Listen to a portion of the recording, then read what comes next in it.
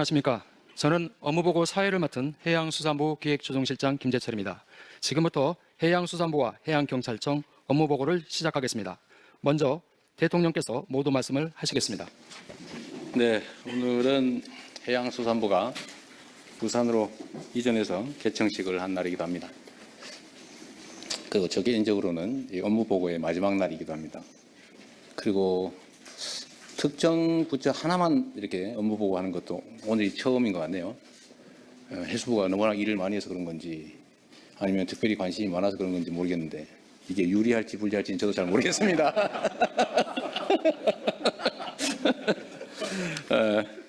근데 제가 해수부에 이제 그 준비된 자료를 봤는데 뭐 워낙 꼼꼼히 준비도 잘하시고 특별히 뭐 이렇게 지적할 만한 것도 발견하지 못했어요. 어쨌든 해수부는 부산으로 이렇게 이전하는 것 자체에 대한 스트레스도 많았을 거고 또 이전 자체를 준비하는데 에너지 소모도 많을 것 같은데 뭐 그 와중에도 업무를 상당히 잘 챙겼던 것 같습니다. 뭐 여러분들 잘 아시겠지만 해수부를 부산으로 따로 떼가지고 옮기는 것은 정말 전무후무한 일인데 그만큼 해수부의 부산에서의 역할이 중요하다는 의미이기도 합니다. 아마 평생의 삶의 터전인 또 서울 또 세종을 떠나서 또 부산에 새롭게 자리 잡는 것이 참 쉽지 않을 텐데 그럼에도 불구하고 이렇게 잘 협조해 주셔서 감사드립니다. 제가 이제 보고가 오늘이 마지막 날인데 제가 이 업무 보고를 하는 건 이유가 있어요. 나름의 이유가 있는데 이게 또 공무라고 하는 게 참 딱딱하고 재미없는 남의 일이어서 국민들께서 당연히 관심 갖고 지켜봐야 될 일이긴 하지만 사실 국민들께서도 그렇게 관심 있는 일은 아닙니다.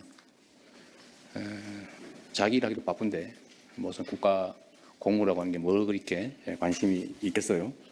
그러나 또 관심 갖지 않으면 또 문제가 생기는 일이기도 한데 제가 업무 보고라고 하는 형식으로 좀 재밌게 우리 국민들께서 관심 가지시라고 하다 보니까 뭐 대통령이 참 경박하게 저렇게 장난스럽게 하냐, 권위도 없다, 뭐 품격도 없다, 뭐 이런 비난도 있기도 합니다.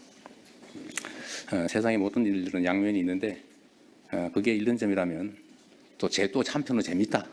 이렇게 해서 관심도를 제고한 건 또 성과이기도 해요.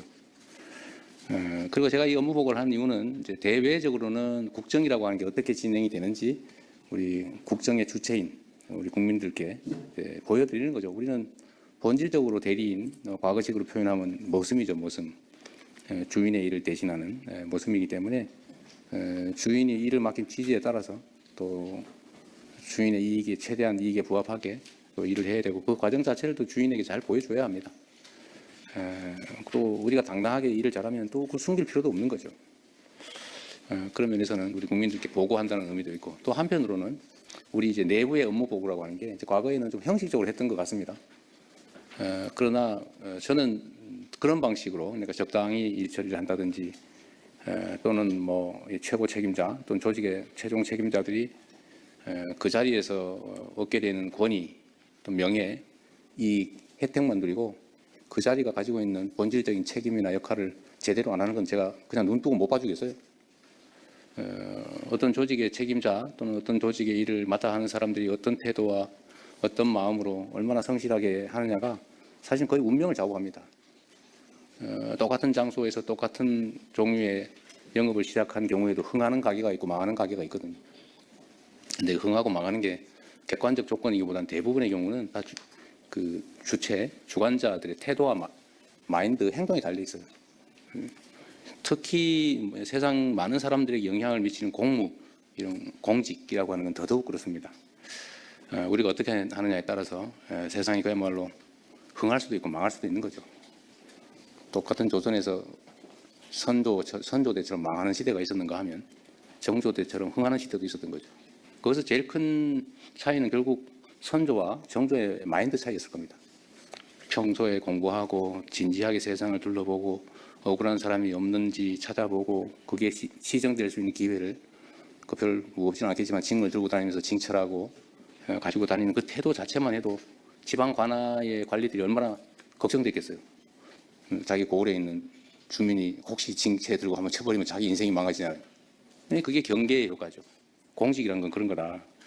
그래서 우리 내부적으로 업무 보고라고 하는 것도 그냥 형식적인 게 아니라 정말로 각 단위의 책임자들이 자기 역할을 제대로 인지하고 그 역할을 제대로 수행하고 있는지를 보는 거예요. 근데 자기가 하는 일이 뭔지도 모른다든지, 자기가 보고서라고 이렇게 써서 상신을 냈으면 자기가 써놓은 글자의 의미는 최소한 알아야 되잖아요. 근데 난 이 안에 있는 것만 대체적으로 물어보죠. 그 자기가 써놓고 몰라요. 아마 실무자가 썼을 테고, 과장이 챙겨봤을 거고, 국장이 점검했을 거고, 또 뭐 실장이든 아니면 차관 거쳐서 장관까지 봤을 텐데, 각각의 공공기관도 마찬가지겠죠. 다 거쳤을 텐데, 그 과정에서 자기들이 써놓은 책임져야 될 사인한 그 문서의 내용이 뭔지도 모르면 말이 되겠습니까? 그래서 그런 걸 한 번은 이제 과거처럼 적당히 넘어가고, 그냥 일선의 실무자만 손끝으로 이렇게 필요한, 꼭 해야 되는 것만 까짝까짝 깨작 이렇게 하는 거를 넘어서서 정말로 조직 전체가 책임지고 역동적으로 이렇게 움직이고, 서로 정말 필요한 게 뭔지 토론하고, 의견 주고받고, 잘못된 게 있으면 고치고, 더 좋은 게 있으면 제안받아서 새롭게 시도하고, 그 과정에서 조직이 좀 활력 있게 살아 움직이면 그 조직만이 아니라 그 조직이 지향하는 바대로 우리 국민들의 삶도 국가 사회도 훨씬 더 나아지지 않겠습니까? 우리는 한번 최소한 그런 걸 해보자는 취지였던 거예요.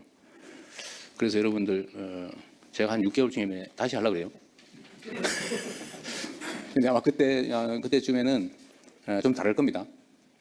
지금은 사실 처음 해보는 거라서 이것도 뭐 어떻게 될지도 잘 모르겠고 그러겠지만, 다시 또 한 6개월 이렇게 업무를 해보고, 그때는 또 제가 또 다른 방식으로 체킹을 해볼 겁니다.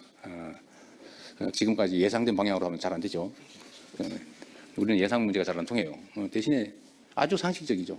그냥 자기 하던 일 최소한의 관심을 가지고 최소한 파악하고 자기 책임지면 되는 거죠. 그래서 한 6개월 후에 또 기대를 한번 해보겠습니다. 우리 국민 여러분께서도 한번 기다려 보십시오. 다음에 한 6개월 지난 다음에는 우리 공직사회가 어떻게 변해 있을지. 또 한 가지는 아까 제가 국무회의 때, 비공개 회의 때 말씀을 드렸는데, 각 기관의 책임자, 지금 이제 장관님들이 아마 자체 업무 보고도 했겠죠. 각 실 단위, 뭐 국 단위, 과 단위도 그 소속 그 직원들하고 토론을 한번 해보세요. 의견을 한번 들어보시는데, 중요한 게 하나 있어요. 이게 관료 조직의 특성인데, 세상이 변하잖아요. 세상이 변하는데 가장 큰 권한을 가진 사람이 가장 구실의 사람이에요. 이게 관료제의 특성이죠. 가장 젊은, 가장 권한 없는, 가장 신참이 가장 현실적이에요. 근데 이거를 잘 조화를 시켜야 됩니다. 이 꼰대라고 하잖아요, 꼰대. 이 꼰대가 되면 안 되잖아요.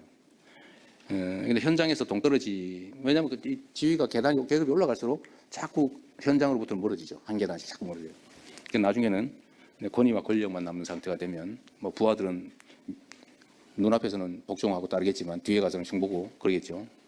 근데 이게 전에는 모르겠는데, 이제는 소통 통로가 좀 다양해지면 그게 다 소문이 나게 돼 있어요. 저한테 막 다 들어가요. 메시지로 들어오고 뭐 쪽지도 들어오고. 그래서 이 조직이 아래 위가 소통이 잘 되면 그런 그 꼰대 노릇하는 사람들은 좀 견뎌내기가 좀 어려울 수도 있겠다. 그래서 각 부서 내 자기 팀 내에서 일종의 브레인스토밍을 한번 시켜보십시오. 그냥 다 모여가지고 그냥 자유롭게 얘기해 주세요.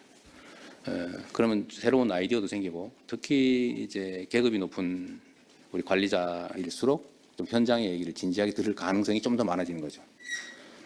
일선 직원들, 하위 직원들, 신참 직원들, 신입 직원들의 얘기를 좀 자주 들어보는 브레인스토밍의 기회를 가져보는 것 또한 방법이겠다. 그게 본인에게도 필요하지만 조직에게도 필요하고, 궁극적으로는 우리 국정이라고 하는 게 국민을 위한 것이기 때문에 우리 국민과 국가에도 필요한 일이라는 생각이 듭니다. 저것도 하나 좀 마저 해주면 좋겠습니다. 다른 부처에도, 이 총리님 제가 이 얘기는 아까 못했는데 이 얘기는 메모에다 다른 국무위원들도 전해주세요. 우리가 이제 해야 될 일들이 많잖아요. 너무 많아가지고 사실은 뭐 어떤 일을 해야 될지 모를 수도 있는데, 대체적으로 관행적으로 해오던 일은 잘 할 거예요. 그건 제가 공직사는 그런 건 잘합니다. 그런데 지금 부족한 게 어떤 거냐면, 거기다가 이제 우리도 스스로 모르는 뭔가의 문제점, 또는 우리 구성원 중에 일탈하는 소수의 일탈행위, 소위 부정부패, 뭐 이런 것들 있잖아요.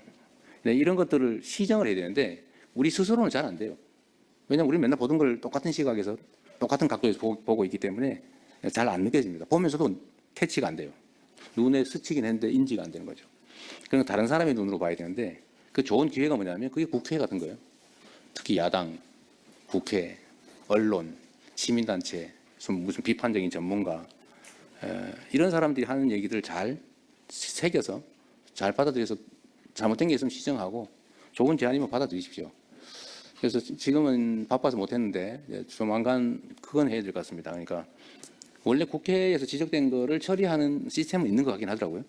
근데 그게 좀 제대로 됐는지를 좀 확인하려고 합니다. 이제 앞으로는 대국회용이 아니고 우리 정부 자체적으로 언론, 뭐 이런 시민단체, 야당, 국회, 또 감사기관 뭐 이런 데 지적된 문제들에 대해서 제대로 다 시정을 했는지, 그들의 지적이 잘못될 수도 있으니까 뭐 잘못된 경우는 그건 이래서 잘못됐다 정확하게 정리하면 되죠.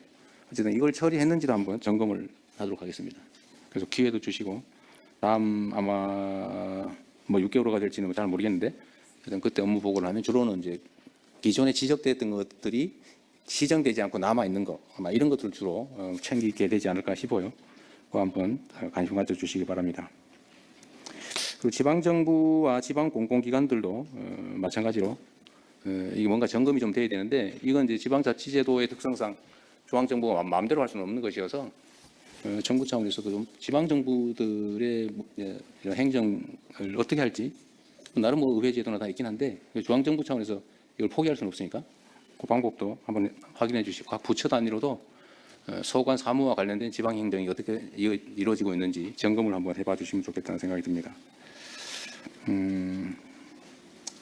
하여튼 뭐 보고회라고 하는 게 너무 긴장되고 좀 그럴 수 있는데 어쨌든 뭐 처음이니까 그렇다 생각하시고 다음에는 좀 부드러운 환경에서 할 수 있도록 노력하겠습니다. 그리고 우리 국민 여러분께서도 국정이라고 하는 게 이게 남의 일 같지만 사실은 국민의 일이거든요. 약간 이게 느낌이 좀 멀어 보이지만 내가 직장에서 돈 벌어서 가족을 부양하는 일만큼이나 이 국정이라고 하는 게 나와 나의 가족들, 내 자녀들의 삶에 치명적인 직접적 영향을 미치는 것이다. 그런 걸 당연히 아실 테니까 좀 더 많은 관심 가져주시면 좋겠습니다. 아침에 국무회의 때도 그런 게 있었는데 민주주의가 발전하는 게 중요하다. 경제가 발전하는 게 중요하다. 이게 이제 역전됐다고 해요. 이제 과거에는 언제나 1등이 경제가 잘 돼야 된다. 이렇게 얘기했는데 이제 먹고 사는 문제가 더 중요하다 이렇게 얘기했는데 올해 조사한 결과에 의하면 민주주의가 제대로 된 나라가 더 중요하다 이렇게 답하는 게 1등이었다고 합니다. 근데 그게 정말로 정확하게 맞는 거죠. 민도가 좀 높아진 거라고 생각해요.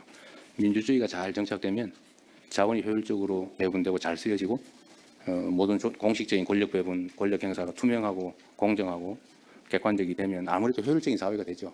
그게 또 경제적으로 성장 발전하는 중요한 동인이 되는 것 같습니다. 저는 마음 계속 관심 가져주시기 부탁드리고요. 그리고 이 또 오해가 있는데 오늘 이제 보고의 마지막이니까 사실 말이 없으면 잘한 겁니다. 제가 이제 문제가 있으면 지적하는 건데 제가 주변 제 아내도 그러고 자꾸 잘한 걸 칭찬을 자꾸 해야지 왜 뭐 문제 있는 거라고 자꾸 지적을 하면 그게 되냐고 저한테 자꾸 야단치는데 잘한 거 칭찬을 하니까 너무 많아가지고 그런 거니까 그거는 이해를 좀 해주시기 바랍니다. 자, 오늘 업무 보고를 이제 시작을 할까요? 네, 준비된 게 있으면 준비된 거 가지고 하겠습니다. 네, 업무 보고가 있겠습니다. 업무 보고는 해양수산부, 해양경찰청 순으로 하겠습니다. 먼저 해양수산부 차관이 보고하겠습니다. 해양수산부 차관 김성보입니다. 북극 항로 시대로의 대도약을 위한 해양수산부 업무 보고를 시작하겠습니다. 순서는 새 정부 6개월 핵심 성과를 먼저 말씀드리고 이어서 중점 추진 과제에 대해 보고드리겠습니다. 새 정부 핵심 성과입니다. 해양수산부는 국민주권정부 출범 후 국정과제를 속도감 있게 추진하기 위해 노력해 왔습니다. 먼저 해양수도권 조성 기반을 마련하였습니다. 해양수산부 부산 이전을 완료하였고 범부처 북극항로 추진본부를 출범하였습니다. 해운기업 2개사도 부산 이전 계획을 발표했습니다. 둘째, 해운항만 경쟁력을 제고하였습니다. 해운산업 위기 대응 펀드를 2배로 확대하고 국내 최초로 메탄올 연료를 사용하는 컨테이너선 6척도 준공하였습니다.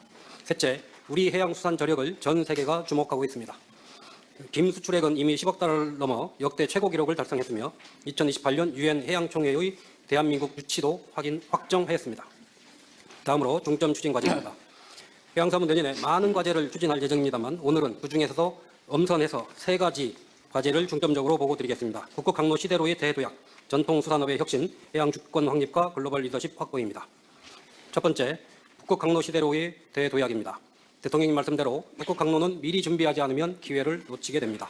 기후변화로 인해 7월부터 10월은 일반 선박만으로도 북극항로 운항이 가능하고 그 앞뒤로 2개월은 세빙선을 이용하여 운항이 가능합니다. 겨울철은 안전상 이유로 현재는 운항이 제한적이지만 운항 가능 기간은 점차 확대될 것으로 전망됩니다. 다만 러시아 수역을 통과하는 북극항로를 이용하기 위해서는 러시아에 대한 국제 제재를 고려해야 합니다. 주요국 동향입니다. 중국의 하이제 해운은 세계 최초로 컨테이너 항로를 개설하였고 뉴뉴시핑도 올해에만 22번 북극 항로를 운항하였습니다. 러시아는 지난 2022년 37조 원 규모의 북극 항로 개발 계획을 승인한 바 있습니다. 이에 해양수산부는 내년부터 북극 항로 상업 운항을 본격적으로 준비하겠습니다. 극지 운항 경험과 정보를 축적하기 위해 내년 하반기에 3,000TEU급 컨테이너선으로 부산에서 로테르담까지 시범 운항을 추진하겠습니다. 아울러 대러 제재 시나리오별 대응 전략도 마련하겠습니다. 대러 제재가 해소가 되면 러시아를 경유하는 북극 항로를 통해 컨테이너와 LNG, 원자재 수송을 확대하겠습니다. 대러 제재가 유지될 경우에는 캐나다로 향하는 북서 항로 시범 운항도 검토하겠습니다. 또한 북극 항로 거점 조성을 위해 금일 오전에 국무회에서 보고드린 바와 같이 부산항 3.0 전략을 차질 없이 추진하겠습니다. 다음 행정, 사법, 금융, 기업 인프라도 집적화하겠습니다. 해양수산 공공기관, 해사법원, 동남권 투자공사, 해운기업을 적극 유치하여 시너지를 창출하겠습니다. 또한 해양수도권을 육성하기 위한 방안을 조속히 마련하고 조선, 기자재 등 관련 산업과 연계 발전시키겠습니다. 트라이포트 등 교통물류망도 확충하겠습니다. 이를 통해 5극 3특 중 1극인 동남권을 수도권에 필적할 해양수도권으로 발전시켜 나가겠습니다. 해양수산부가 동남권 발전을 책임진다는 각오로 최선을 다해서 업무를 추진하겠습니다. 또한 오늘 출범한 북극항로 추진본부를 통해서 동남권 투자공사에서 투자할 투자 대상을 발굴하는 데도 전력을 다하겠습니다. 두 번째로 전통수산업을 혁신하겠습니다. 기후변화로 인해 전면적인 혁신 없이는 수산업의 지속 가능성을 담보하기 어렵습니다. 그렇기 때문에 기후변화에도 안정적으로 수산물을 공급할 수 있도록 어업 생산 구조를 대폭 개편하겠습니다. 우선 수산자원에 비해 과도한 어선 세력을 집중 감축하겠습니다. 예컨대 근해 어선의 약 40%를 5년간 시한을 정해서 감축하는 방안을 검토하겠습니다. 남은 어선은 대형화, 현대화를 유도하여 어업 생산성을 높여나가고 은퇴하는 어업인들에게는 대체 일자리 지원 등 소득 안전망도 확충하겠습니다. 현장과 소통을 해보면 어업 구조 개선 필요성에는 모두 공감합니다. 다만 구체적인 방식으로 들어가면 다양한 의견이 제기될 수 있는 쉽지 않은 과제입니다. 하지만 지금 이 구조를 바꾸지 않고 연례적인 사업을 반복을 하면 우리의 어선어업은 경쟁력을 잃을 것이고 안정적인 수산물 공급에도 차질이 우려가 됩니다. 쉽지 않은 길이겠지만 어업 구조를 혁신하겠습니다. 다음 양식업은 스마트화, 규모화를 통해 성장 산업으로 전환시키겠습니다. 먼 바다와 동해에서도 신규 양식 적지를 발굴하고 스마트 양식 선도지구도 지정하겠습니다. 수산식품 수출 확대에도 박차를 가하겠습니다. 금년도 11월 기준 K푸드 수출액 중 수산식품은 약 24%를 점유하고 30억 달러를 달성했습니다. 그중에서 가장 대표적인 성공 사례가 김입니다. 국산 김은 세계 교역량의 72%를 차지합니다. 올해 연말까지 11억 달러 이상을 수출할 것으로 전망됩니다. 이와 같은 성공은 스낵김과 같은 현지 맞춤형 상품 개발과 함께 한류 마케팅이 합쳐졌기에 가능했습니다. 정부도 김 수요 급증에 맞추어 지난해와 올해 양식장을 3,000헥타르 이상 추가 개발해서 김 생산량을 늘렸습니다. 앞으로도 김 수급 안정과 수출 확대를 위해 최선을 다하겠습니다. 김 이외에도 참치, 굴과 같은 수출 유망 품목의 경쟁력을 높여 나가겠습니다. 이를 통해 2030년까지 수산식품 수출액 40억 달러, 김 수출액 15억 달러 이상을 달성하겠습니다. 마지막으로 해양 주권을 확립하고 글로벌 해양 리더십을 확보하겠습니다. 중국의 불법 조업을 근절하기 위해 퇴거에서 납포로 대응 방식을 전환하고 벌금 한도를 3억 원에서 10억 원으로 상향하겠습니다. 제5차 독도 이용 기본계획을 수립하고 무인도서 관리를 위해 2027년까지 실태조사를 완료하겠습니다. 유엔 해양총회의 성공적인 개최를 위해 내년 초에 특별법을 제정을 하고 범부처 준비기획단을 출범시키겠습니다. 대통령님의 많은 관심을 부탁을 드립니다. 특히 같은 해 개최되는 G20 정상회의와의 시너지를 고려하여 유엔 해양총회는 남미, 아프리카 등 글로벌 사우스까지 확장된 정상외교의 장으로 준비해 나가겠습니다. 해양수산부 부산시대 새로운 바다의 미래를 열어갈 수 있도록 저를 비롯한 4,100명의 우리 해양수산부 직원들은 혼신의 노력을 다하겠다는 말씀을 드리겠습니다. 이상으로 보고를 마치겠습니다. 감사합니다. 다음은 해양경찰청 차장이 보고하겠습니다. 해양경찰청 업무보고 드리겠습니다. 업무보고 책자 215쪽입니다. 해양경찰청장 직무대행 장인식입니다. 우리 해양경찰은 국민의 생명과 안전을 최우선으로 하여 세 가지 전략을 중점 추진해 나가겠습니다. 먼저 안정적인 해양법 질서를 확립하겠습니다. 어민들의 생업을 위협하는 불법 외국어선을 강력히 단속하고 마약, 미립국 등 해양으로 유입되는 국경범죄를 사전에 차단하겠습니다. 국토면적의 4.5배인 대한민국 해양영토 수호를 위해 위성 등을 활용한 해양 영역인식 구축과 경비함 증강 배치를 통해 우리 바다를 빈틈없이 보호하겠습니다. 둘째, 국민에게 신뢰받는 해양 안전망을 구축하겠습니다. 최선의 대응은 사고 이전의 예방이라는 신념하에 선박 교통강제를 확대하고 연안 순찰 드론을 단계적으로 배치하여 안전관리를 강화하겠습니다. 현장에서 기본과 원칙을 바로 세우고 구조, 안전장비를 확충하여 국민과 경찰관 모두 안전을 확보하는 한편 대형 재난에 즉각 투입 가능한 특수구조대 등 구조 역량을 보강하고 긴급구조 협력 체계를 더욱 공고히 하겠습니다. 또한 민생, 안전 중심의 수사력을 강화하여 해양 산업재해 등 국민 안전을 위협하는 범죄에 단호히 대응하겠습니다. 마지막으로 우리 바다의 지속 가능한 미래를 만들어 가겠습니다. 대규모 인적, 물적 피해와 해양 오염을 동반하는 복합 재난에 선제적으로 대응하겠습니다.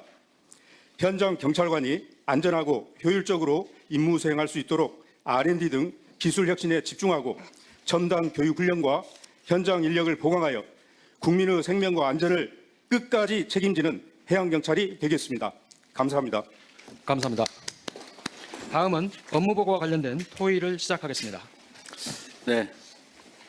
이 경찰청에 그 연간으로 따지면 이유 뭐 사유를 불문하고 일종의 순환 사고, 해난 사고, 예. 해난 사고로 죽는 사람이 몇 명쯤 될까요? 그 연안 사고에 금년도에 103명이 사망을 했고요. 그다음에 이제 그 선박에서 그러니까 해상에서 사고 난 것이 65명 정도 되거든요. 그래서 이걸 합하게 되면 한 170명에서 180명 정도 됩니다.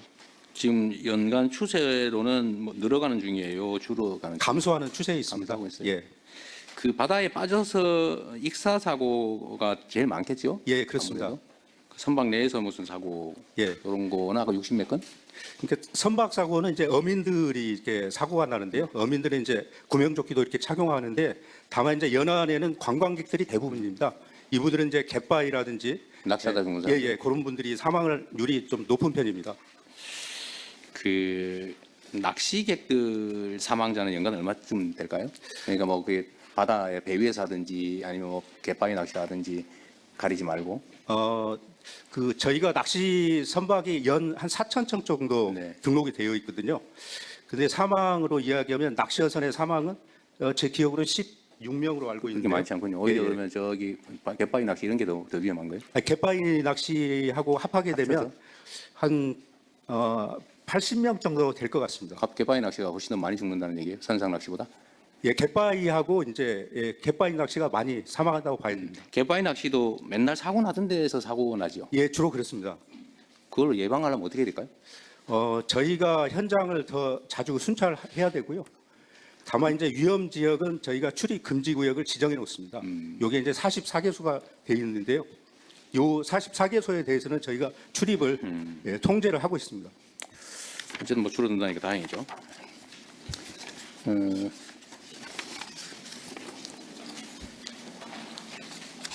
자, 그러면 서면 준비된 거 가지고 좀 볼까요?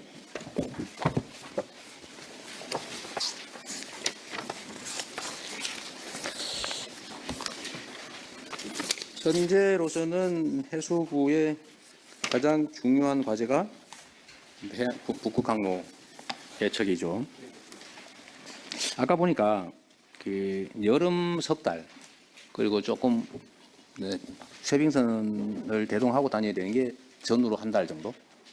그럼 그 7월 말부터 7월 중순부터 10월 중순까지는 쉐빙선 없이도 다닐 수 있다. 그거 뜻입니까? 그렇습니다. 예, 한 4개월 정도는 쇄빙선 없이도 다닐 수는 있고요. 아마 러시아에서 제도적으로 쇄빙선을 붙이라고 하는 경우는 있는 것 같습니다. 없이도 다닐 수 있는 상황이다. 예, 물리적으로는 혹시 모르니까 쉐빙선이 필요하긴 하겠죠. 인도선 같은 개념으로. 예, 선도하는 네, 의미로. 네. 예, 필요합니다. 그 이게 지금 유럽까지 가는 거리나 비용이나 시간이 약 3분의 1이 줄어들어서 3분의 2 정도밖에 안 든다 그런 얘기죠. 그렇습니다. 그럼 여름철에 쇄빙선 없이 갈 수 있는 기간에는 만약 유럽으로 가는 화물이라면 물론 중간에 기착하고 지나갈 수도 있지만 만적하고 유럽으로 바로 간다라고 하면 사실 저기 남쪽으로 돌아갈 이유가 전혀 없는 거죠. 예, 이론적으로 그렇습니다. 지금의 제한 요소는 항로가 잘 개발이 안 돼 있고 좀 잘 모르고 예, 수심도 좀 얕은 데도 네, 있고요. 그리고 또 확인도 좀 불확실하고 항로가 정확하게 개척이 안 돼 있다. 그런 문제. 더 중요한 거는 지금 이제 국제 정세 러시아의 도움 없이 그러니까 러시아 영해를 지나지 않고 갈 수도 있잖아요. 지금 저희들 북동항로 가는 수역의 대부분은 러시아 영해거나 이이지라서 사실상 러시아의 통제 하에 있다고. 경제 수역, 이제시 배타적 경제 수역. 그럼 거기 지나가는 거 거기서 뭘 잡는 거 말고 지나가는 것도 거기 통제를 받아요. 국제법적으로는 뭐 이이지는 당연하고요. 영해도 그 무해 통항이라고 해서 특별한 해를 끼치지 않는 그러니까 단순 지나간대요. 통과는 허용하도록 되어 있습니다. 그런데 다만 러시아가 주장하는 것은 또 다른 조항이 있습니다. 이렇게 해서 이 해빙이 열거나 열악한 데는 연안국이 좀 더 강한 통제를 할 수 있다는 조항을 가지고 러시아는 이제 통제권 주장을 하고요. 더 위해 주겠다 우리가 위험하니까. 그래서 이제 세빙선도 자국 세빙선을 앞장 세워서 운항을 해라. 뭐 이런. 근데 문제는 세빙선 비용을 주는 건 어렵지 않은데 그게 국제 제재 위반이다. 그렇습니다. 그럼 지금 중국은 전기 항로를 개항했다고 하잖아요. 그래서 최근에 그건 어떻게 하고 있대요? 그래서 중국하고 러시아 간에 구체적으로 어떤 조건으로 이걸 합의를 했는지는 저희들이 확인을 할 바는 없습니다만 어쨌든 국제 제재를 해서 회피하고 있는 거예요? 저희들이 그 파악하고 있기는 자회사의 자회사를 통해서 하면 요 자회사는 다른 이제 뭐 예를 들면 미국 갈 일은 없는 선사인 거죠. 그러니까 제재를 당해 상관없다. 뭐 상관없다. 네, 북극항로 추진본부장 말씀드리겠습니다. 현재 중국의 국적 선사인 코스코는 현재 북극항로를 운행하지 않고 있고요. 다른 중소 선사가 있습니다. 유뉴 시핑이라든지 하이제라든지 이 시핑들은 조그만 회사고 사실 대미나 유럽 쪽에 그 경제 제재하고 크게 관련이 없기 때문에 러시아 측하고 그런 별도의 계약을 맺어서 지금 진행을 하고 있는 걸로 알고 있고요. 특히 여름철에는 그 지금 러시아 쪽에 세빙선 에스코트가 없어도 되기 때문에 자유운항을 하는 경우도 상당히 많이 있는 상황입니다. 근데 지금 이게 그 항로라고 하는 게 특성이 초기에 선점을 하면 나중에 진입하기 어렵다면서요. 그러니까 중국이 지금 전기 항로를 개척하고 거기를 계속 항로를 많이 사용하고 난 다음에 나중에 좀 열리고 나면 우리는 그때 들어가려면 쉽지가 않다. 지금 그렇게 얘기하던데 어때요? 먼저 운항한 경험을 통해서 뭐 운항 경험, 노하우, 데이터들을 이제 조금 더 확보를 하고 있기 때문에 좀 더 운항상의 안정감, 뭐 효율성 이런 거를 제고할 수 있기 때문에 다른 이제 화주들한테 더 어필을 할 수 있다는 측면은 고려를 해야 될 것 같습니다. 하여튼 초기에 꼭 이익이 되지 않더라도 투자하는 개념으로라도 우리도 좀 적극적으로 항로 개발도 하고 활용 방법을 찾아야 되겠죠? 예, 그래서 어쨌든 저희들이 내년에 컨테이너를 통해서 어쨌든 부산을 통해서 북극항로를 통해서 유럽까지 가는 요 한 사이클을 한번 해보겠다는 그런 계획을 가지고 구체적인 방법을 찾도록 하겠습니다. 우리는 아직도 한 번도 그쪽 지나가 본 일이 없나 보죠? 그 항로를 전체로. 그 전체를 컨테이너로 해서 운항한 적은 없고요. 이제 벌크 화물이라고 해서 이게 컨테이너가 아닌 화물을 러시아하고 우리 항만을 왔다 갔다 한 것은 저희들이 5번 정도 과거에 경험이 있습니다. 러시아. 그냥 그거는 북극 항로라기보다는 러시아와 대한민국 사이 항로 아니었던 거예요? 그래도 그 중에 일부는 겹치는가? 북극 항로를 일부를 운항을 했기 때문에 예를 들면 저희들은 유럽으로 가는 진정한 의미의 북극 항로를 실제 가본 일은 아직 한 번도 없군요, 그러니까 우리는. 컨테이너로 가본 적은 없습니다. 그럼 뭘로는 가봤어요? 탐험선으로? 그 다른 걸로 뭐 5차례 가봤다는 얘기로 들리는데? 북극항로 추진본부장입니다. 과거 5차례 저희가 그 운항을 한 적은 있는데 유럽까지? 유럽까지 가지는 않았고요. 유럽 근처에 야말 반도라고 있습니다. 그 야말 프로젝트에 필요한 LNG 관련된 여러 가지 플랜트나 이런 것들을 싣고 국내에서 갔던 거기 때문에 대통령께서 말씀하신 것처럼 유럽까지 간 건 아닙니다. 거기서는 뭐 그렇게 멀지 않다, 유럽까지. 예, 그렇습니다. 야말 반도까지. 어쨌든 적극적인 의지를 가지고 탐험한다 생각하고 잘 좀 연구하고 좀 참여해 주시기 바랍니다. 이거는 그냥 호기심인데 8페이지 아래 부분에 이런 게 있어서 부산항 신항 7부도 1개소가 완전 자동화돼 있어요? 그렇습니다. 자동화 수준이 어느 정도예요? 감이 잘 안 와서. 야기를 사람이 없죠? 북극항로 추진본부장이 간단히 말씀드리겠습니다. 현재 자동화는 그 항만 내에 있는 크레인이나 운송 장비 내에 사람이 탑승하지 않은 게 자동화입니다. 대신에 전체 컨트롤 센터에서 다 크레인을 보고. 보면서 운전을 하고 있는 게 현재 자동화고요. 앞으로 저희가 스마트와 피지컬 AI로 가게 되면 그런 부분의 판단이라든지 작동까지도 그 저희 시스템에 맡길 수 있는 그런 자동화로 지금 나가는 지금은 겁니다. 자동화라기보다는 무인화 정도. 네, 그렇습니다. 그 다음 단계로 자동화, 다음은 인공지능화.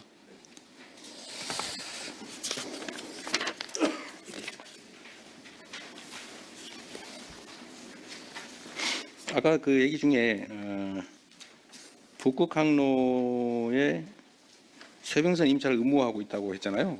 근데 중국은 자회사의 자회사, 손자 회사를 통해서 하면 제재는 손자 회사 정도에 끊기고, 그거는 뭐 유럽이나 다른 지역은 안 가는 걸로 지금 운영하고 있다 그 말이죠.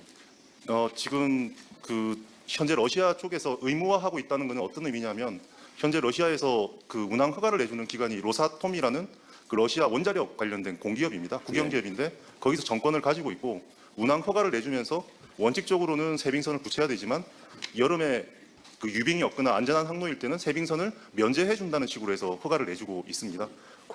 그런 식이 됐을 때 중국 선박들은 세빙선 에스코트 없이 다니거나 혹여 에스코트를 할 경우에 그 말씀하신 작은 중소선사들은 별도의 어떤 그 지불 방법을 통해서 지불을 하는 것으로 저희가 알고 있습니다. 기로 설득 주고 뭐 이러나요? 모르게. 아무래도 위안화 결제라든지 다른 방식으로 하고 있는 것 같은데 그것까지는 저희가 파악은 지금 현재로서는 그렇게 쉽지는 않습니다. 하여튼 우리도 가능한 방법을 최대한 찾아내서 여름 한철이라도 좀 시범 항로라도 개척해서 어쨌든 자료 데이터 축적은 계속 해나가야 될 텐데, 그죠? 네, 그렇습니다. 그래서 이번 중국 선사 사례도 있기 때문에 어쨌든 여름철에는 쇄빙선을 안 붙이고 운항을 하게 해줬단 말이죠. 뭐 똑같은 조건을 저희들도 뭐 요구할 수 있을 거라고 생각합니다. 러시아와 외교 관계도 중요하겠네요. 지금 그 북극 항로 중에 소위 북동 항로, 그러니까 유럽으로 가는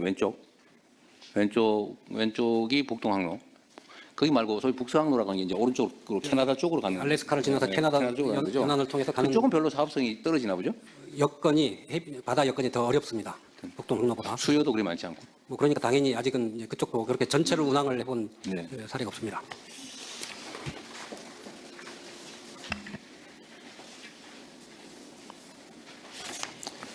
네. 15페이지 상단에 그런 내용, 아까 이게 PPT 발표도 있었는데, 식품 수출액 130억 불 중에서 수산식품이 30억 불이다. 그 중에 김이 10억 4천만 불이다. 이 말이죠. 그렇습니다. 그런데 30년, 앞으로 5년 후 수산식품 수출을 40억 불로 목표를 잡았다. 그 중에 김은 15억 불, 그러니까 한 45% 이렇게 늘려 잡았다. 이런 거죠. 네. 너희가 너무 소심하게 잡은 목표 아니에요? 안 그래도 대통령님 그 말씀 하실 것 같아가지고요. 저희들 테스트 해본 거예요? 아닙니다. 직원들하고 토론을 많이 했습니다. 근데 네. 직원들이 제가 한 17억 불, 8억 불은 그래도 말씀드리지 안 되겠냐는데 제발 차관님 그러시면 안 됩니다라고. 왜냐하면 이거를 너무 수출을 많이 해버리면 그렇죠. 국내 수급도 국내 또 김 가격 문제도 있고 또 뭐 여러 가지 또 부작용들이 있다. 그래서 저희들이 전략을 그래서 원물을 여기서 너무 많이 수출용으로 해버리면 네. 국내에 문제가 있으니 그럴 수 있는데. 고부가 가치로 빨리 전환을 해서 그걸 통해서 금액을 늘리자. 그러면 17억 불까지 가능할 걸로 저는 보고 있습니다. 지금 그 김 양식장이 엄청나게 빠른 속도로 늘어나고 있잖아요. 저희들 아까 보고 드린 대로 작년에 2,700헥타르, 금년에 626헥타르, 3,300헥타르를 늘렸습니다. 그래서 김 양식 시설이 경기만까지 올라왔던데 지금 서해안 상당히 많이 올라 북상했더라고요. 근데 이게 전 세계에서 이 김을 생산하는 나라가 그렇게 많지가 않죠. 한중일이 대부분입니다. 일본도 해요. 한국, 일본, 중국. 일본은 근데 우리나라 김 제일 많이 수입하는 나라 아닌가요? 저희들 미국으로 제일 많이 수출하고요. 미국이 제일 많이. 일본으로도 많이 수출합니다. 우리 수산실장이 조금 더 보완 설명 올리겠습니다. 예, 수산적 실장입니다. 지금 미국이 작년에 약 2억 1천만 불 정도 미국으로 수출을 했고요. 그리고 일본이 약 2억 불 정도 그렇게 수출했습니다. 근데 이게 왜 경쟁력이 있을까요? 이것도 실제로는 거의 노동력에 주로 의존하는 1차 산업인데 왜 이게 중국이나 일본보다 우리가 경쟁력이 있습니까? 예, 수산적 실장입니다. 우리나라 김이 갑자기 이제 해외 수출이 많이 된 이유 중에 하나가 우리 K-팝 문화인 것 같습니다. 하죠. 특히 캐대언 같은 경우에 김밥이라든가 이런 데 영향을 많이 미쳤다고 보고요. 그래서 작년에 이제 폭발적으로 김 수출이 많이 늘어났습니다. 그리고 또 최근에 미국이라든가 이런 데서 간식용으로 이렇게 스낵용으로 이렇게 개발을 하다 보니까 수출이 많이 늘어난 것 같습니다. 그러니까 그건 초기에는 그럴 수 있는데, 근데 결국은 이제 예를 들면 중국이든 일본이든 낮은 인건비에 낮은 지대 이런 것 때문에 결국 생산 원가는 우리보다는 훨씬 낮을 가능성이 많고, 일본은 잘 모르겠는데, 그러면 결국 남아 있는 거는 지명도, 이게 한국산이냐 중국산이냐, 그거 말고는 생산 원가에서는 크게 우리가 많이 경쟁에서 밀릴 가능성이 많지 않나요? 품질이 좀 다른가요? 예, 품종에 약간 차이가 있는 것 같습니다. 그래서 중국 같은 경우에 중국산 단김이라고 그래가지고요. 우리나라 그 김 동자보다 약간 좀 수준이 떨어지는 부분들이 있고, 그래서 우리나라 김 자체가 일본하고 경쟁을 해도 조금 품종 때문에 예, 품종도 그렇고 또 그 수질이라든가 생산 이런 여건 자체가 원산지에 대한 선호도 이런 것들 일단은 우리가 유리하긴 한데 네, 예, 그렇습니다. 장기적으로는 어떨지 모르겠네요. 어쨌든 뭐 잘 준비해 주시기 바랍니다. 그 다음에 17페이지를 보다가 제가 생각난 건데 이 해상풍력 발전 사업을 하려 그러면 어민들하고 충돌이 많죠. 네, 아무래도 그 어장을 그 그쪽에서 때문에 시간도 많이 걸리고 그러죠. 협의하는 데 시간이 많이 걸립니다. 그리고 그 어민들이 제가 얘기를 들어보니까 해당 지역에 있는 어민이 아니고 다른 지역에서 와가지고 그 지역에서 뭘 잡는 사람도 나도 이해관계자다 뭐 이렇게 주장을 한다고 그러대요. 실제 그쪽에서 조업한 실적이 있으면 뭐 이해관계인이긴 합니다. 아, 뭐 한두 번이라도 왔다 간 기억이 기록이 조업 있습니다. 실적으로 이제 확인이 되면은 그분들 입장에서는 어장을 잃는 결과가 되기 때문에 그 부분 저도 고려를 하기는 해야 됩니다. 근데 그게 제일 큰 문제라던데 그건 해결 방법이 마땅치 않네요. 이제 현장에서는 여기저기 그래서 아주 기록 남겨놓고 그러면 개발하는데 특히 해상풍력은 여기저기 다 해야 되는데 거기 나도 거기서 고기 잡았었다 한때 조기도 잡았었다 오징어도 잡았었다 이러면 다 보상해줘야 됩니다. 근데 주장은 하는데 저희들 이제 다 조업 실적, 위판 실적으로 그걸 위판 실적. 입증을 또 해야 되기 때문에 그 입증을 하면 됩니다. 그 실제로 어떠세요? 이게 해상풍력은 소위 고정식 바다에다 이렇게 고정하는 방식. 고정식은 일정한 수심 이내만 가능하잖아요, 그죠? 네, 아무래도 이제 깊어지면 연안이고 공급비가 많이 듭니다. 예. 그 연안에 고기잡이나 아니면 어로 행위로 먹고 살든 또는 뭐 어쨌든 수입을 얻던 사람들과 합의 아니면 협의를 해야 되는데 이게 협의가 잘 안 돼서 지금 해상풍력 발전 사업이 진척이 좀 느리다고 하죠. 주로 어민들하고 이해관계 조정 때문에 늦어진다고 하는데 맞아요? 그 부분도 있고요. 또 아시다시피 절차들이 여러 가지 절차들이 많이 절차가 있습니다. 있죠. 예, 그런 거고.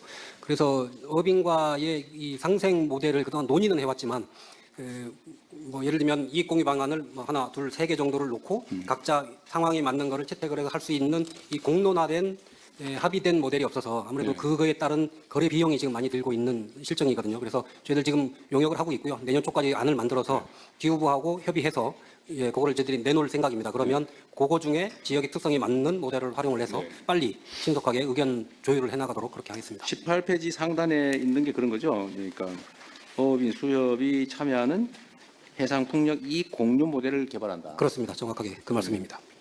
근데 여기서 실제로 제일 중요한 건 해당 지역에 뿌리를 둔 연안어업 종사자겠죠. 제일 이해관계가 큰 어민은 해당 지역에 근거를 둔 고근처에서 선착장에서 배 세웠다가 고기 잡으러 왔다 갔다 하는 그 사람들이겠죠. 아무래도 지리적으로 가까운 분들이 제일 이해관계가 많을 거고요. 거기는 어떤 그런 경우 그 인근에 생계 터전을 가지고 있던 사람이면 어떤 이 사업의 사업권을 일부 같이 공유하는 게 신한 모델처럼 그렇습니다. 그게 아마 협의가 좀 용이하지 않을까 싶긴 하네요. 예, 그런 방법을 하고 그 과정에서 저희들은 지역별로 수협이 있으니까요. 수협도 일정 부분 역할을 하도록 하면 그런 시스템을 구축. 근데 여기서 하나 좀 고려해 주셔야 될 게 그 일정의 이익을 나누더라도 그게 마치 그 지분권처럼 되면 안 된다 내 생각에는. 그러니까 해당 지역이 언젠가 해상풍력을 개발할 때 거기 지분권을 가지고 있다는 이유로 일정 권리를 인정할 거 아니에요. 배당받을 권리든 뭘 해주는데 이 사람이 그러다 나중에 서울로 이사가 버렸다. 근데 누군가 그 동네 새로 이사를 왔다.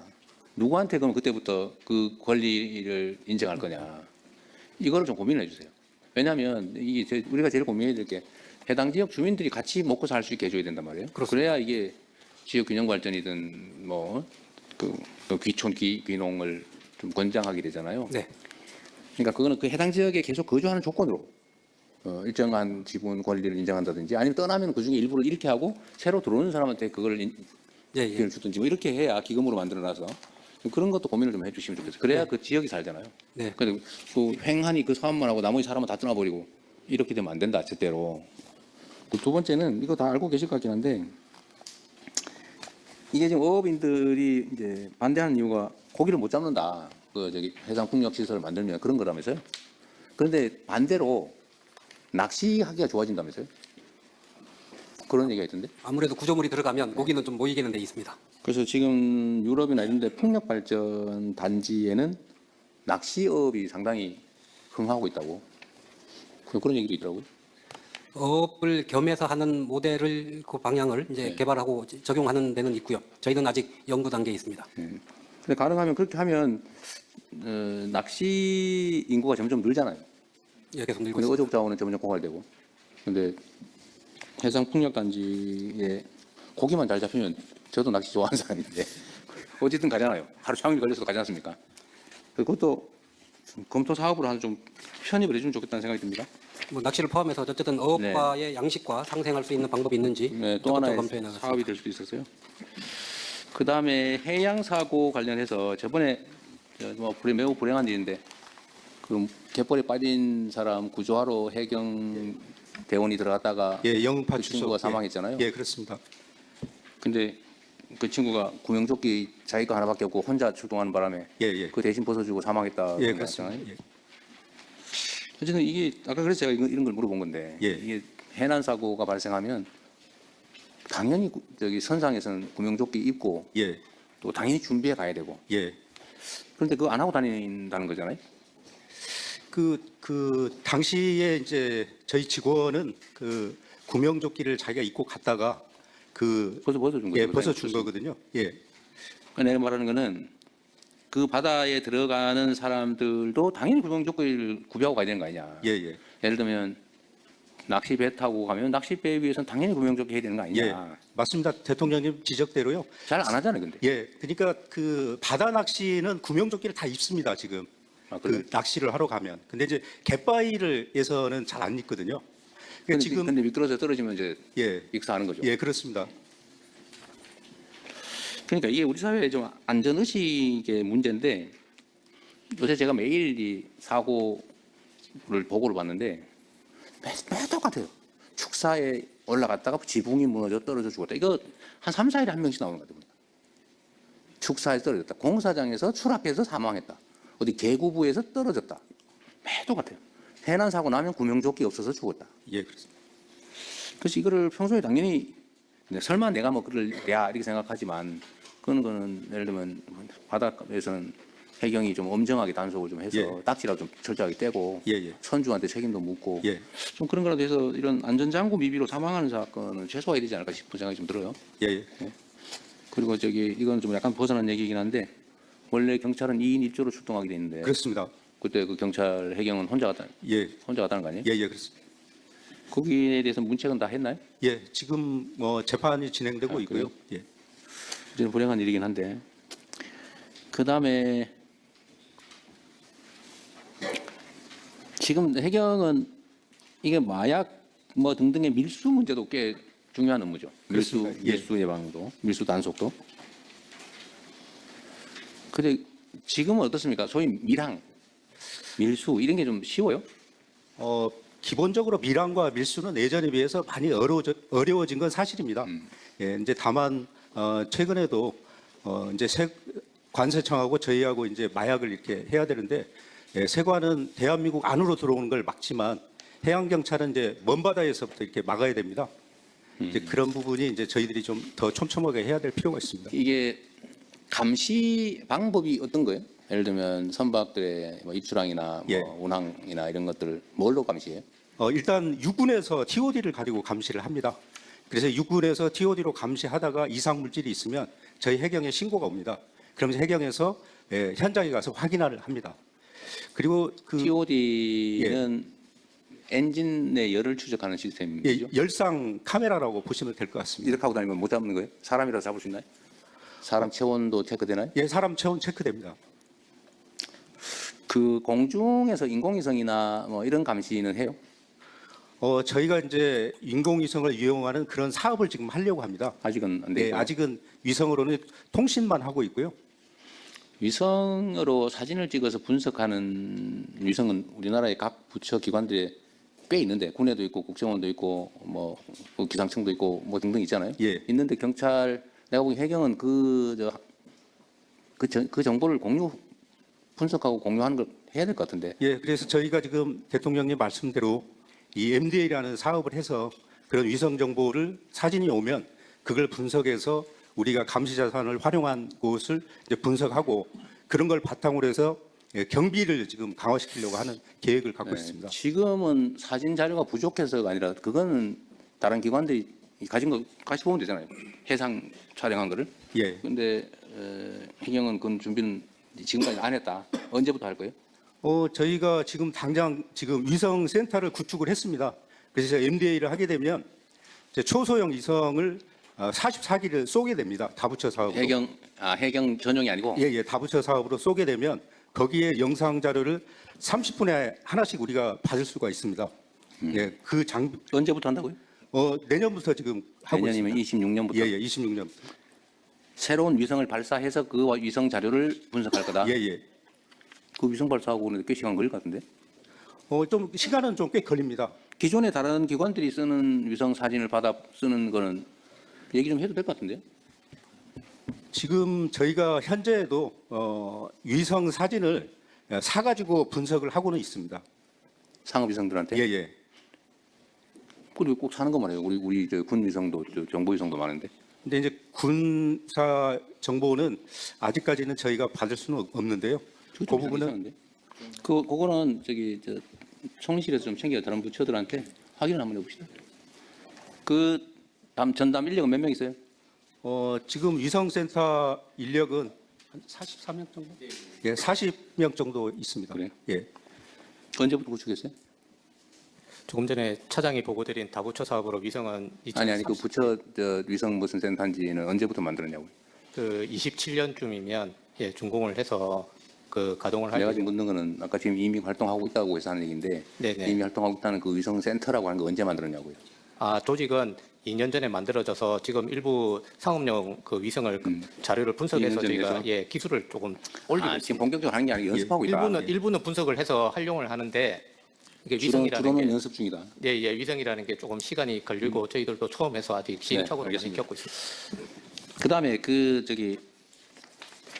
음주 운항 단속 잘해요? 예, 잘 하고 있습니다. 이제 그 교통 차량도 지그재그 운전을 하지 않습니까? 저희 이제 VTS에서 그거를 모니터링을 합니다. 배를 보면 배가 왔다 예, 갔다 해요. 배도 이제 왔다가 지그재그 운전을 하게 되면 예, 하여튼 그것도 그 음주 운항으로 인한 사고도 꽤 생기는 것 같아요. 예, 예. 그다음에 그 중국 불법 버선 단속하는 거 있잖아요. 예, 예. 저 전재수 장관한테 내가 국무회에서 몇 번 얘기했는데 예. 지금 이제 대응 방식을 주로는 이제는 퇴거, 저지 주로 이렇게 했는데 제가 최대한 납포해라고 그때 예. 지시했는데 지금 예. 어때요? 저희가 지금 어제까지 지금 56척을 납포를 했거든요. 근데 전체적으로 중국 어선도 질서가 좀 좋아지고는 있습니다. 대통령님께서 말씀하신 것처럼 불법 조업에 대해서는 저희가 반드시 응징을 하려고 합니다. 그리고 불법 조업을 하면 손해가 본다라는 것을 분명히 인식시켜주기 위해서 저희가 강력하게 단속을 하고 있습니다. 그런데 그 경계 넘어와가지고 불법 조업하는 거 사실 잡으려면 저항도 심하고 예, 우리가 단속 역량도 충분하지 않아서 그냥 다 도망가고 그러지 않아요? 그렇지는 않고요. 대통령님 저희가 지금 이제 단속 전담 함정이라고 있습니다. 이제 그 불법 어선들은 이제 쇠창살이나 이런 게 나와 있거든요. 이런 거를 무력화시키고 이렇게 들어가면서 진압할 수 있는 그런 배를 지금 뭐 이렇게 자르고 들어가고 막 이러던데 포탄으로 쏴버리기는 좀 심한 것 같은데 저희가 이제 무기 요새 충격 들이받는 그런 어선 단속 정도 있잖아요. 예, 단속 전담 함정을 저희가 지금 만들려고 하고 있습니다. 그거 아직 못됐잖아요. 그거 아직 불법을 감행을 하면서 단속을 피하려고 예, 쇠창살 만들고 예, 예. 그다음에 위협적으로 행동하고 그런다는 예, 거잖아요. 예, 그러면 좀 더 강력하게 제재해야 되는 거 아닌가요? 예, 저희들이 강력하게 단속을 하고요. 일단 저항하는 어선에 대해서는 항해 장비라고 있습니다. 레이더 같은 거. 이제 이런 것들을 조준해 가서 쏘게 되면 좀 무력화시킬 수가 있습니다. 그래서 대원들이 인명 손상은 안 생기게 예. 통제 시스템을 공격을 해서 예. 어쨌든 이거를 한국 저 해역에 들어가 가지고 불법 조업하면은 꼭 잡혀 가지고 돈도 엄청나게 뺏기고 예. 벌금에다가 또 이 사람도 구류시키죠. 이제 저희가 이제 그 무허가 저항할 공무집행 방해에 대해서는 저희가 구속을 하고 있고요. 영해 침범에 대해서도 구속을 합니다. 그러니까 예. 그렇게 된다는 거를 확실하게 인지를 시켜야죠. 그렇게 하겠습니다. 그래서 좀 세게 해야 재발이 안 되지. 그중에 선별적으로 하면 그 뭐 잡히는 게 재수 없으면 잡히는 거지 안 잡힐 가능성이 높다 그러면 계속 할 거 아닙니까? 근데 그래서 돈도 모아서 준다면서요 서로. 예, 네가 걸리면 우리 쫙 모아가지고 벌금 대신 같이 내주고 이런다면서요. 이제 자기들끼리 이제 그런 정보를 이제 들었기는 했습니다. 저희들도. 근데 그렇게 그러니까 그 열척이 넘어와서 결국 한 척 잡히면 9척은 도망가면서 한 척 잡히면 그 돈 열척이 같이 돈 내서 물어주고 다음에 또 우로 몰려와서 또 하고 그렇게 되면 사실 체계적으로 대응하는 게 매우 어렵잖아요. 근데 그래서 대통령 저희가 잠깐만. 그래서 예, 그런 게 예상이 되면 예. 이것도 나오긴 한데 열척이 모아서 내기도 부담스러울 만큼 벌금을 올려버려야지. 예. 그 담보금 상향하는 부분은 해수부하고 관계기관은 협조를 해서요. 예, 상향할 수 있도록 하겠습니다. 저희들이 법 개정 바로 추진하겠습니다. 네. 뭐 우리가 그렇게 할 수 있을지 모르겠는데 전에 인도네시아 해역에서 그 어디 외국 어선이 와가지고 하도 그러길래 그 웬 여자 해양 해수부 장관인가 해군 장관인가가 몇 척을 격침을 시켜버렸더니 그 다음부터 아예 안 오더라고. 그렇게는 못하겠지만 어쨌든 엄정하게 대응하는 걸 명확하게 보여줘야지. 이거 언제 하루 종일 이 많은 인력이 매달리고 맨날 단속하고 있습니까? 엄정하게 집행하도록 하겠습니다. 힘들겠지만 초기에 좀 강력하게 대응을 해야 나중에 고생이 좀 줄어들 거예요.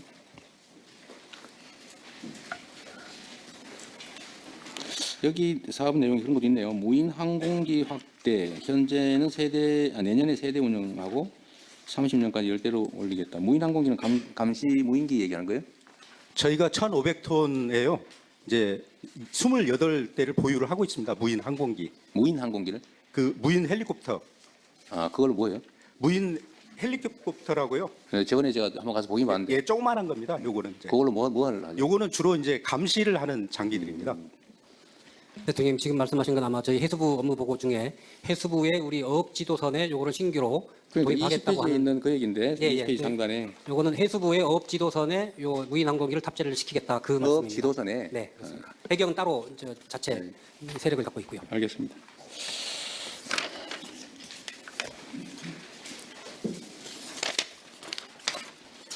해수부는 그 와중에도 업무 준비를 워낙 잘하고 업무 수행도 잘해서 뭐 더 이상 얘기할 게 없습니다.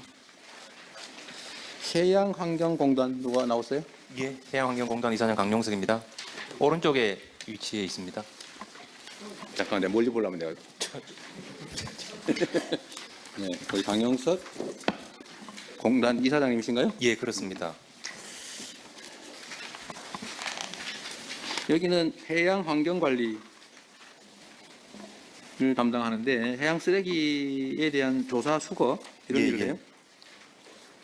여기 보니까 자율운항 수상 로봇을 활용해서 사각지대 해양 쓰레기 150톤을 수거했다예요. 추진해 보겠다예요. 했습니다. 저희가 4군데 항만에 예, 자율운항 로봇 수거하는 거를 만들어 가지고 네. 시범 작업을 금년에 했습니다. 그러면 이거는 일종의 수상 로봇은 무인 배예요. 예, 예, 그렇습니다. 그 크기가 크진 않고요. 대통령 한 요만한 크기의 이제 그 배가 잘 못 들어가는 부유 쓰레기 예, 예, 그렇습니다. 그런 것을 수거하려고 해저 쓰레기는 아니고 예, 부유 예, 쓰레기를 예, 예. 지금 우리 서해안, 동해안은 뭐 모르겠는데 서해안, 남해안은 쓰레기가 해안가에 즐비하죠. 예, 예.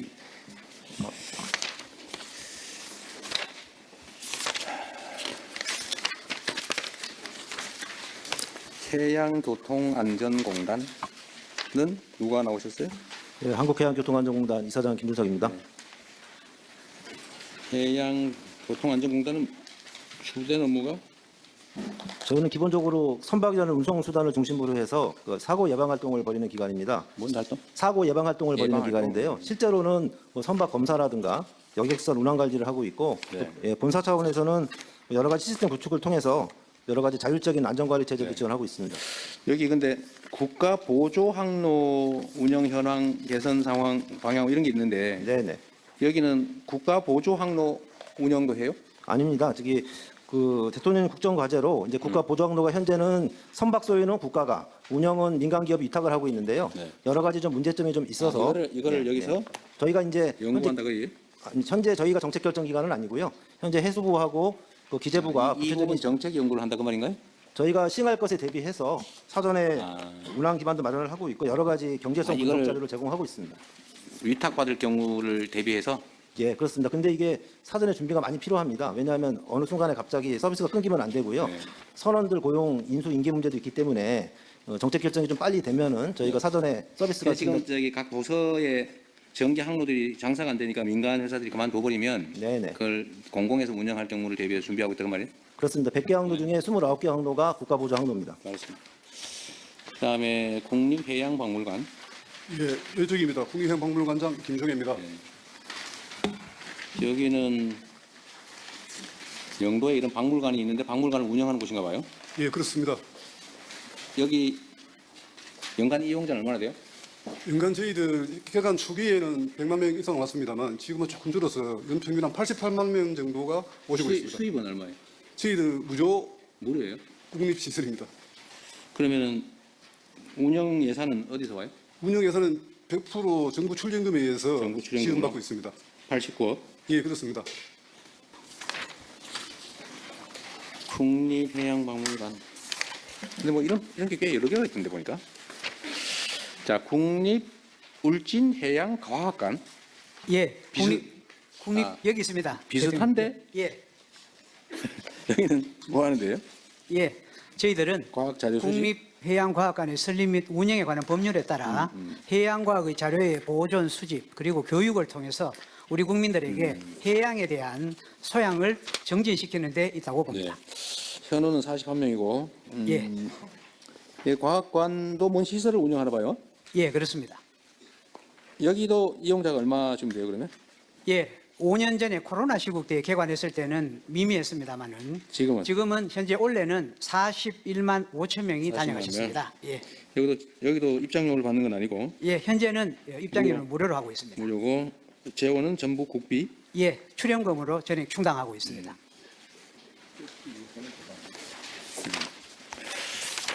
그다음에 해양수산과학기술진흥원. 네, 왼쪽입니다. 진흥원장 전조입니다. 여기는 R&D 과학기술 과제를 정책 수립. 네, 제 R&D 과제를 관리하는 전문기관입니다. 일종의 정부 위탁이에요. 네,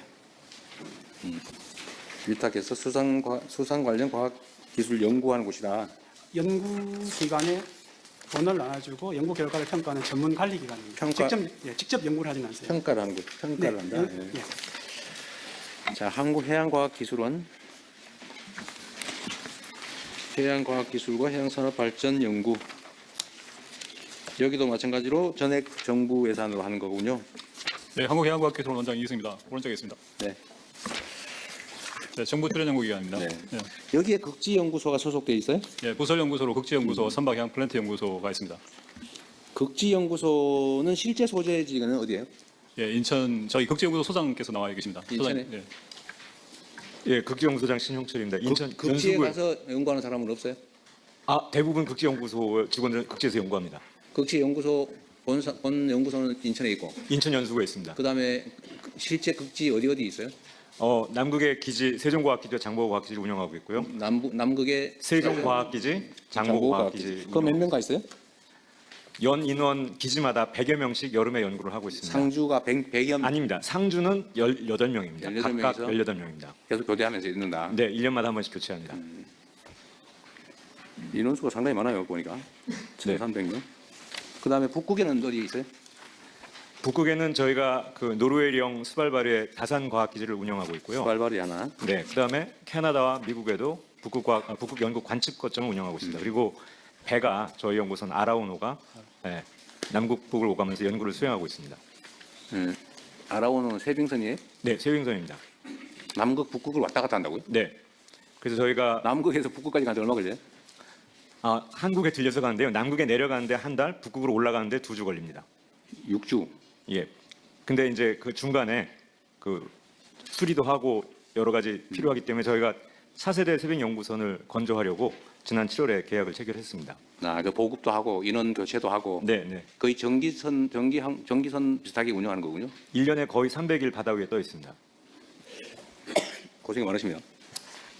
북극 항로 때문에 연구 과제가 추가됐어요? 네, 그렇습니다. 자, 국립해양생물자원관. 네, 국립해양생물자원관장 김현태입니다. 오른쪽에 있습니다. 네. 왼쪽에 있습니다. 내가 하나 물어볼 게 있는데, 제가 어디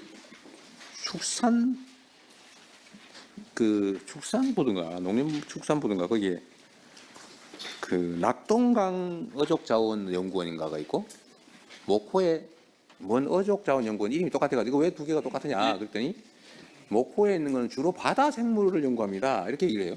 그래서 아, 그런가 보다 했더니 여기 또 똑같은 해양 생물 자원이 바다 생물 연구하는 거 아니에요? 네, 말씀드리겠습니다. 그거하고 두 개는 어떤 관계예요?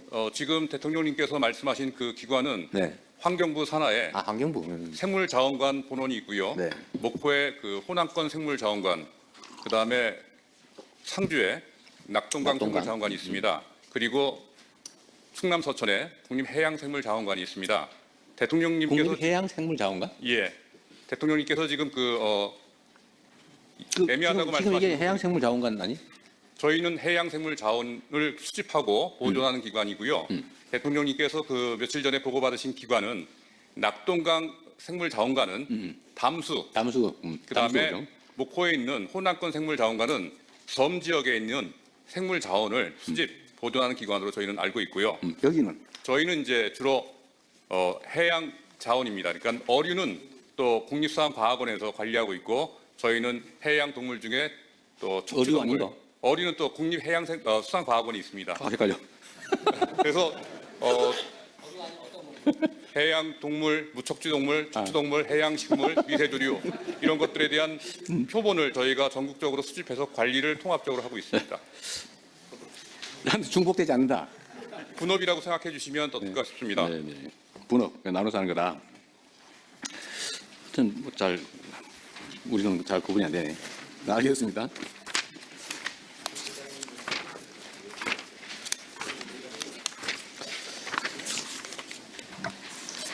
해양조사협회. 네, 저쪽에 있습니다. 네, 이건 명칭이 좀 독특해서 그런데 한국해양조사협회 협회라는 걸 보니까 회원이 있다는 얘기 같아요. 네, 그렇습니다. 지금 회원사가 있는 것 같이 명칭이 되어 있는데요. 그 법정 특수법인입니다. 해양조사 및 해양정보 활용에 관한 법률에 따른 특수법인으로서 지금 대통령께서 말씀하셨듯이 회원사가 운영하는 기관으로 오해할 수 있기 때문에 그런 게 아니에요. 회원이 없어요? 네, 그렇습니다. 그 기관 그 명칭을 변경을 고려하도록 하겠습니다. 난 그렇게 하다 말 안 했어요. 그러면 이거는 정부 위탁 사업 하는 거예요? 그렇습니다. 저 해양수산부 위탁 사무를 주 업무로 하고 있고요. 그 해양정보 품질관리, 항해용 간행물 인쇄 공급, 그리고 해양조사 기반시설 유지 관리, 그 해양조사 기술자 교육훈련 등을 수행하고 있습니다. 등대 관리 이런 거예요? 그 해양조사 기술자 수로 측량, 해도 제작 등의 국제 수로 기구에서 관장하고 있는 사무를 진행하고 있습니다. 알겠습니다. 수산자원공단 아까 얘기한 거예요? 어디 계세요? 수산자원공단 김종덕 여기 있습니다. 아까 했던 얘기 한 번만 더 이해하기 쉽게 정리 한번 좀 해줘보세요. 해양생물자원관. 나 아까 낙동강 무슨 그거하고 목포에 있는 뭐하고 이렇게 구분하면 다시 한번 여쭤보세요. 제가 구분을 아니 본인의 저 기관 업무인데. 저희는 그 수산자원공단은 우리 바닷속에 있는 수산자원을 지속 가능하게 유지될 수 있도록 산란장과 또 생태 환경을 관리하는 그 관련되는 사업을 하고 있는 기관입니다. 바다 생물의 수산생물에 대한 수산생물의 그러면 동물, 식물? 동식물 다 하고 있습니다. 동식물 다. 수산자원 개발 관리 뭐 이런 거요? 네, 그렇습니다. 생태계복원. 여기도 역시 국가 예산 100% 사업인가요? 기관인가요? 네, 국고보조사업과 국고위탁사업을 중심으로 진행되고 일부 지방정부로부터 대행사업을 하고 있습니다. 지방정부 대행사업도 있고. 자, 어촌어항공단은 어촌어항 개발 관리하는 곳이겠네요. 예, 알겠습니다. 여기는 예산이 주로는 재원이 어디서 와요? 저희가 정부하고 지자체로부터 위탁을 받아서요. 100% 그 위탁 수수료에 의해서 운영을 하고 있습니다. 그럼 연간 사업 수행 내용이 매우 고정적이겠네요. 안정적이겠네요. 예, 그렇습니다. 해양진흥공사. 사랑합니다. 해양산업 성장을 위해서 금융 지원을 한다.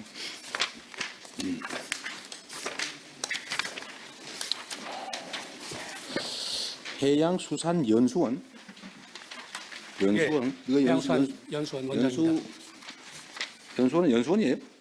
예, 주로 하는 일은 세 가지인데 첫 번째는 그 선원에 대한 교육 훈련, 두 번째는 국가 자격 검정, 세 번째는 신규 해기사 양성까지 세 가지 업무를 하고 있습니다. 연수원이라고 하는 게 해기사 양성 기능 때문에 이름 붙였나요? 예, 교육 훈련 양성. 부산 항만공사는 뭔 말인지 이해하겠고, 항만공사가 꽤 여러 개 있는 것 같아요, 그죠? 4개, 인천, 여수, 광양, 울산, 이렇게 4개라는 거예요? 항만의 물적 관리를 하는 건가요? 예, 항만 시설의 관리 운영 및 항만 시설을 건축을 하고 있습니다. 건축? 예, 공사도 하고 있습니다. 그냥 그거 한번 물어볼게요. 지금 항만, 저는 그걸 잘 아직 모르겠던데, 항만 전체를 공적으로 관리하는 공사가 이제 있는 거죠, 항만공사. 근데 그 안에 들어가 보면 터미널별로 소유 관리하는 업체가 있는 것 같아요. 그렇습니다. 그러니까 항만 시설의 소유권자는 저희 항만공사 또 민자 사업을 할 경우는 정부가 소유권자고요. 그 소유권을 받아서 예를 들면 30년이면 30년 전속해서 장비도 일부 투자하고 해가지고 운영을 하는 데가 운영사입니다. 터미널 운영사가 대부분의 항만이 그렇게 돼 있어요? 예, 저희 부산신항 포함해가지고 대부분이 그런 구조로 돼 있습니다. 소유는 형식적으로 항만공사 소유인데 그렇습니다. 실제 저희들도 원래는 운영권은 일종 운영 위탁 계약 같은 걸 해가지고 장기간 목적 예, 운영한다. 그래서 임대계약 혹은 뭐 이런 좀 쪼개기도 해요? 아니면 일괄적으로? 그러니까 그게 이제 부산항이 제일 문제가 이제 운영사가 많다는 건데요. 그게 이제 원래 이제 정부가 재정이 그때 항만 시설 건설하는 게 긴급했는데 정부 재정이 모자라다 보니까 그 민투법에 의한 민자 사업을 하다 보니까 그렇게 운영사가 많아지는 그런 상황이 생겼습니다. 쪼개서 일종의 쪼개져 그냥 있습니다. 임대를 했다. 네, 그렇게 볼 수 있습니다. 지금 새로 신항 만드는데 그렇게 안 하겠다고 하는 결의를 하고 있는 거예요? 그렇습니다. 진해신항은 9개 선석을 한 운영사가 하게 있고요. 더 이상 운영사를 늘리지 않겠다. 몰아주자. 네, 그렇게 진행할 계획입니다. 네, 알겠습니다. 근데 항만에는 항만 노동자 조합이 4개 다 있죠. 예, 항운 노조가 있습니다. 예. 항운 노조는 대한민국 단일 노조예요? 단일 노조예요? 아니면 지역 노조예요? 그렇습니다. 항운 노조가 전국에 항운 노조가 있고요. 그 항운 노조 아래에 부산항 같은 경우 부산 항운 노조가 있는데 한 10,000명 정도 됩니다. 그래서 원래 옛날부터 전통적으로 항운 노조는 클로즈드 샵이라 해가지고요. 다른 어떤 영역에서 들어오지 못하게 뭐 미국도 마찬가지입니다. 한국도 마찬가지고. 항만 특수하게 그렇게 돼 있었는데 2005년도에 항운 노조 성용화 작업을 법으로 통해서 하면서 소속을 이제 운영사에 소속되게 하는, 그렇지만 예를 들면 새로 신규로 진입하는 노조에 가입하지 않으면 그렇습니다. 일할 수 없다. 그렇습니다. 인력 공급 샵이고. 주체로서 이 일을 하면 다 무조건 노조가 된다고 하는 게 유니언 샵인가요? 그렇습니다. 네, 여기는 클로즈드 샵. 클로즈드 샵, 예, 오픈샵. 대한민국 항운 근로자는 다 그렇습니다. 근데 그거는 외국도 그렇습니다. 외국 미국 같은 경우에도 클로즈 샵으로 해 왔었습니다. 전 세계적 대세다 그 말이군요. 예. 한국 항로 표지 기술은? 예, 원장 여기 있습니다. 왼쪽 끝단입니다. 여기도 정원수는 61명이고. 예, 64명입니다. 저 포함해서. 전원이 61명이다. 이것도 예산 재원은 뭐예요?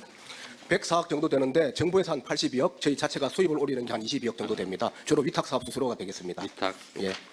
위탁 사업 어떤 거예요? 지금 그 포항에 소재한 국립등대 박물관도 저희가 위탁 관리를 하고 있고요.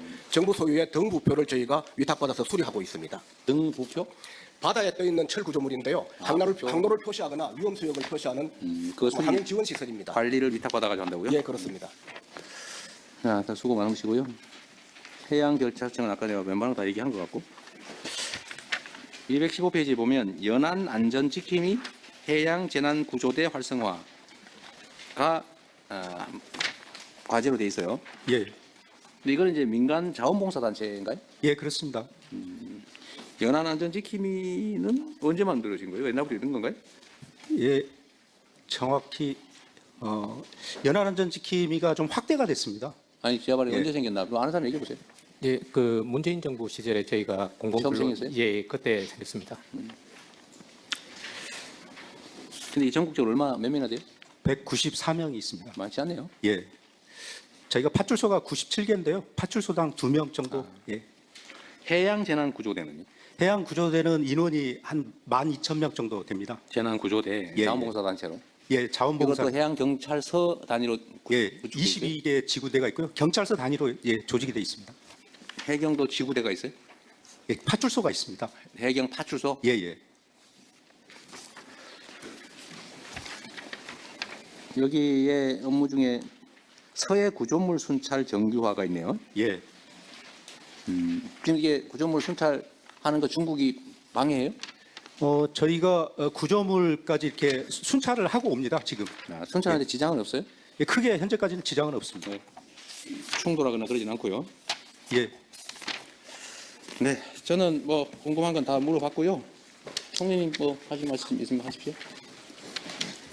차관님 여기 이 건물에 어린이집 잘 됐다면서요? 네? 아니 여기 지난번에 와 보니까 2층, 3층 어린이집 잘 좀 꾸미고 있습니다. 아직 개장은 못했고요. 직장 어린이집으로? 네, 특별히 옮기는 과정에서 우리 직원들 생각해서 어린이집을 신경 써서 처음에 준비했다고 들었는데요. 그 충분합니까?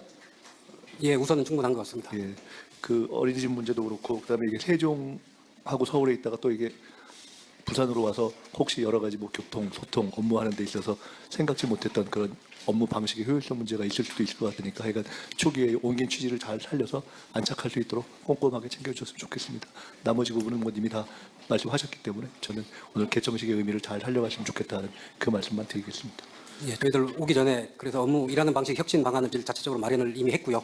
조금 더 운영을 해나가면서 미비한 점을 보완해 나가도록 그렇게 하겠습니다. 뭐 우리 뭐 수석님들 하실 얘기 없어요? 긴 시간 아무 말도 안 하고 있으면 힘들 텐데. 우리 하지 PT는 할 말 없어요?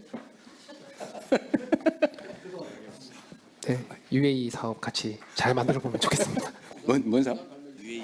UAE 사업. 피지컬 AI 항만 사업. 자동 AI 항만 사업. 네. 참 우리 하지 PT 고향이 여기죠. 고향에 돌아오니까 너무 좋은 것 같습니다. 오지 말고 여기 있죠 그냥. 여기 한 분 더 계십니다. 저도 부산 갈매기입니다. 그러세요? 네. 고향 오니까 좋습니다. 그래서 여기도 그냥 올라오지 말고 여기 있어요. 좋은데 고향에 그냥 놔두고 가는 게 어떻습니까? 좋아하시는데. 대통령님, 차관입니다. 말씀하세요. 예, 말씀 나오는 중에 한 두 가지만 제가 그러세요. 정리를 좀 해드리고 한 가지 요청사항이 있어서 말씀 올리겠습니다. 네. 그러니까 생물자원관 뭐 이렇게 좀 헷갈리다고 하셨는데 환경부는 생물자원관이 서천에 본관이 있고요. 네. 기본적으로 민물 생물 담당합니다. 그래서 아까 상주에 낙동강 그 생물자원관이 있고 목포에 거기는 이제 민물 하는 거고 목포에는 아마 섬에 있는 바다 어족 자원 관리인 것 같은데 아닌 것처럼 비슷하게 얘기를 해서 아까 섬에 있는 생물 표본 수집하고 연구하는 데고요. 해양 생물자원관은 짠물에 있는 생물. 그 물 밑에 있는 거. 그리고 여기는 다 공공기관들이고요. 국립수산과학원은 저희 해수부 조직입니다. 이제 우리 요 부산에 기장에 본원이 있는데 거기는 먹는 물고기를 주로 연구합니다. 그다음에 아까 좀 있던 수산자원관리공단은 먹는 물고기를 어떻게 잘 키울 것인가를 연구하고 실제 인공어초를 넣는다든지 바다숲을 조성한다든지 인공어초 사업을 예, 그 사업을 관리하는 기관이 되겠습니다. 예, 거기 하나 정리를 했으면 좋겠고요. 아까 구명조끼 중간에 말씀하셨는데 연안의 바닷가에서 하는 분에 대한 구명조끼 아까 말씀하시는데 그건 아직 의무화는 안 돼 있고요. 그럼 이제 어선을 타고 하시는 우리 어민들 부분은 그동안은 의무가 안 돼 있습니다만 2인 이하 조그만 배들에 대한 구명조끼 의무화는 금년 10월에 의무화가 됐고요. 더 큰 배에 대한 의무화는 최근에 법이 통과가 돼서 내년 6월부터는 모두 어선에 승선하신 분들은 구명조끼를 입어야 됩니다. 근데 이제 두꺼우면 아무래도 덜 입게 되시잖아요. 그래서 그 얇은 거를 저희들이 이번 하반기에 10만 벌을 보급을 했습니다. 그래서 내년부터는 상당 부분 그 부분이 뭐 사고에 나더라도 이제 인명 구조 이런 부분에 도움이 될 것으로 생각을 합니다. 마지막으로 드리고 싶은 말씀은 저희들 유엔 해양 총회를 저희들이 열심히 노력을 해서 이번에 가서 유치를 해왔습니다. 근데 사실은 저희만 해양수산부가 이거 주관을 하고요. 다른 나라는 보면 다 외교부에서 하는 외교 행사입니다, 사실은. 그런데 해양을 주제로 하다 보니까 저희가 하는 건데 외교부 등 관계부처의 협력이 무엇보다도 절실한 실정입니다. 그래서 저희들 우리 오늘 북극항로추진본부가 10개 부처 연합군으로 구성됐듯이 저희들 북극항로 유엔 해양총회 추진기획단도 여러 부처가 합한 그런 조직으로 만들어서 해야 저희들 2년 반 후에 차질 없이 개최를 할 수 있을 것 같습니다. 그래서 추진 준비 기획단을 이렇게 우리 적어도 우리 북한강도 네. 본부 수준으로 좀 만들어 주시기를 건의를 드립니다. 이상입니다. 그 해양총회는 꽤 큰 국제 행사인데 어제 유치하느라고 했었고요. 그 행사 전문이시죠, 우리 총리? 제가 왠지 지금 그런 쪽으로 돌리실 것 같다고 생각하고 있었는데. 근데 저 시작할 때 본부처로 틀을 잡는 작업이 필요할 것 같고요. 저희가 같이 좀 논의를 해서 일단 처음 시작해서 틀 잡는 작업을 좋은 시간에 같이 의논해서 하겠습니다. 중요한 것 같네요. 네, 본 국가적 행사로 잘 만들어 보시고요. 그다음에 오늘 참석하신 분 중에 혹시 뭐 하실 말씀 있는 분 하세요? 공직자들은 이게 잘 안 하는 경향이 있던데 연습하셔야 됩니다. 적응하려면. 아직도 많이 남았어요. 자유롭게 말씀하세요. 나중에 후회하지 말고. 우리 차관님이 할 얘기 다 했는 모양이죠? 없어요? 진짜 없는 모양인데? 너무 일하다 지쳐서 그런신가? 자, 어쨌든 여러분들의 협조하에 원만하게 일찍 끝났습니다. 긴 시간 내주셨고요. 하여튼 이게 업무 보고라고 하는 게 처음이라서 다들 어색하고 그러겠지만 사실 일상적으로 자주 해야 되는 일입니다. 사실 좀 늦었어요. 제가 취임하고 최대한 빨리 그것도 각 부처 단위로 따로 나눠서 해보려고 마음만 먹고 있다가 결국 못하고 이렇게 좀 몰아서 하게 됐는데 좀 늦었죠. 앞으로는 좀 자주 서로 의견도 나누고 또 각 부처에서 업무 처리하다 보면 불편하고 어려운 일들도 있을 텐데 그런 거 좀 편하게 얘기하세요. 뒤에 가서 술 먹으면서 화내지 말고. 그냥 이것도 다 우리가 공무로 우리 국민과 국가를 위해서 하는 일 아닙니까? 잘해야죠, 기왕이면. 또 우리가 어떻게 하냐에 따라서 이 사회가 흥할 수도 망할 수도 있는 건데 자부심과 책임감 가지고 열심히 하시기 바랍니다. 어쨌든 해수부 마지막 우리 부처 보고였는데 준비도 잘하시고 어쨌든 내가 취임한 이후에 6개월 동안 이사하는 문제까지 포함해서 애 많이 쓰였습니다. 수고하셨습니다. 고맙습니다. 감사합니다. 이상으로 해양수산부와 해양경찰청 업무보고와 도의를 모두 마치겠습니다. 수고하셨습니다. 대통령께서 먼저 퇴장하시겠습니다.